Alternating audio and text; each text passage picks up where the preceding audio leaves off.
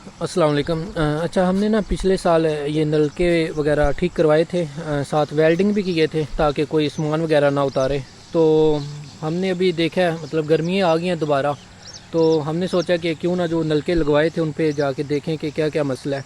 अब वेल्डिंग करने के बाद भी लोगों ने ये क्या किया है कि देखें, ये उन्होंने यहाँ से मतलब कट कर लिया है। यहाँ पे तो वेल्डिंग किया हुआ था ताकि कोई बंदा कोई चीज़ उतार ना सके।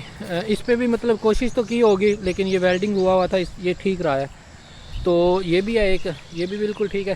सिर्फ इसकी ये चीज़ उतारी है, तो अभी हम ले के आए हैं इसका सामान वगैरह। तो इसको चलाते हैं। यहाँ से लोग मतलब रोड है, मतलब यहाँ से रोड गुज़र रहा है, तो यहाँ से ना लोग पानी वगैरह भरने के लिए आते हैं।